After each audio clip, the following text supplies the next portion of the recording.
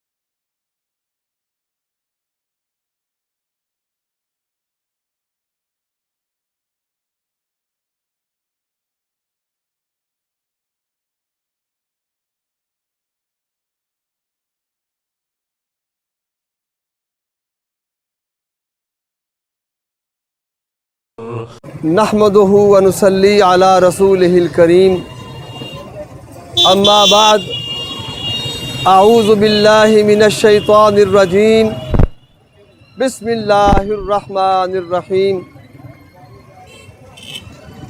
ان اللہ یأمر بالعدل والاحسان وایتاء ذی القربى وینہی عن الفحشاء والمنکر یعظکم لعلکم تذکرون صدق اللہ العظیم رب اشرح لی صدری ویسر لی امری واحلل عقدۃ من لسانی یفقہوا قولی اللہم ارحمنا بالقرآن العظیم آمین۔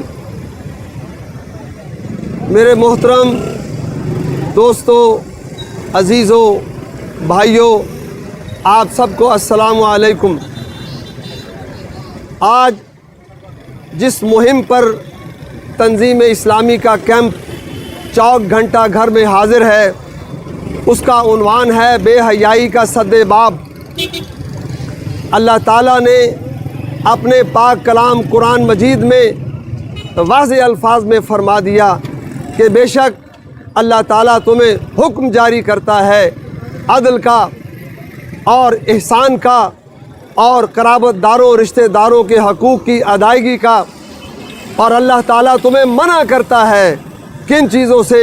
وَيَنْهَا عَنِ الْفَحْشَاءِ وَالْمُنْكَرِ، اللہ تعالیٰ تمہیں بے حیائی سے منع کرتا ہے، ہر طرح کے منکر سے منع کرتا ہے۔ اس کیمپ کا مقصد آگاہی منکرات ہے، لوگوں کو آگاہی دینے کے لیے کہ اللہ تعالیٰ نے انسان کو، مسلمان کو بے حیائی سے منع کیا ہے، اور حدیث پاک میں نبی کریم صلی اللہ علیہ وسلم کا ارشاد ہے اللہ تعالیٰ تمہیں ہر طرح کی بے حیائی سے منع کرتا ہے، وہ چھپی ہوئی ہو یا اعلانیہ ہو۔ بے حیائی آج جس دور میں ہم زندگی گزار رہے ہیں، آج بے حیائی کو قانونی تحفظ حاصل ہے، بے حیائی کو باقاعدہ لائسنس دیا جا چکا ہے، اور قانونی طور پر آپ کسی جگہ بے حیائی کو ریٹ نہیں کر سکتے، کسی عدالت میں بے حیائی کو ریٹ نہیں کر سکتے۔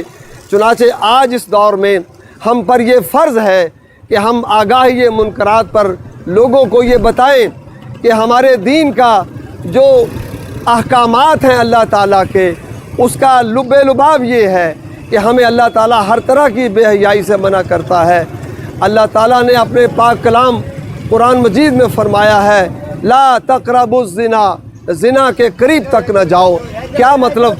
زنا کرنا تو بہت دور کی بات ہے، زنا کی طرف جانے والے تمام راستے اللہ تعالیٰ بند کرنا چاہتا ہے۔ سورۃ النور میں اللہ تعالیٰ نے ارشاد فرمایا ہے کہ جو لوگ मुसलमान मुआशरे में बेहयाई का फैलाना चाहते हैं, बेहयाई को प्रमोट करना चाहते हैं, उनके लिए दुनिया और आखिरत में दर्दनाक अजाब की खुशखबरी है। और अल्लाह के हजूर तौबा करें। और इस्लामी कानून साजी के लिए मेहनत उलमा पर भी वाजिब है, हर दीनी जमात पर वाजिब है कि वो इस बात को उजागर करें कि इस मुल्क के बनाने का मकसद ही ये था कि यहाँ इस्लाम का कानून गालिब होगा, लेकिन आज तक ये मकसद हासिल ना हो सका। उसमें हमारी गफलत भी है, हमारी कोताही भी है। अल्लाह ताला से दुआ है कि अल्लाह ताला मुल्क पाकिस्तान में इस्लामी कानून साजी के लिए हमें वो मेहनत करने की तौफीक दे और अल्लाह ताला हमें माफ़ भी फरमाए और हमें अपने अजाब से बचाए। अल्लाहु अअला व अकबर। अल्लाह